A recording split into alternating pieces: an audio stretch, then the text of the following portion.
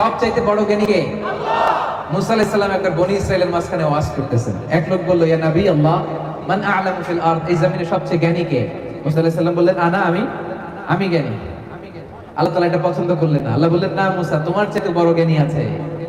দুই সাগরের মিলনস্থল মাজমাউল বাহরাইনে যাও, সেখানে আমার এক বান্দা আছে, নাম খাদির, যারা আমরা বাংলায় বলি খিজির। আমরা কি বলি? খিজির আলাইহিস সালাম। সে তোমার চাইতে বেশি জ্ঞানী, যাও। তো উনি খিজির আলাইহিস সালামের সাথে নৌকা করে যাচ্ছেন। হঠাৎ একটা চড়ুই পাখি চিনেন আপনারা? চড়ুই পাখি এসে সাগর থেকে পানি খাচ্ছে। তো পানি খাওয়ার কারণে চড়ুই পাখির ঠোঁটে বা চঞ্চুতে সাগরের একটু পানি লেগে যাচ্ছে। খিজির আলাইহিস সালাম বলেন, মুসা, চড়ুই পাখিটা দেখছো? দেখছি। পানি খাচ্ছে দেখছো? দেখছি। চড়ুই পাখিরা সাগর থেকে পানি খাওয়ার পরে সাগরের একটু পানি চড়ুই পাখির ঠোঁটে বা চঞ্চুতে যে লেগে আছে, দেখতেছো? মুসা আলাইহিস সালাম বললেন, হ্যাঁ দেখতেছি।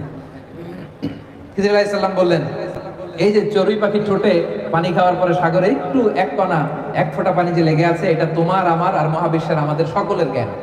আর এই যে গোটা সাগর মহাসাগর, এটা আমার আল্লাহর জ্ঞান।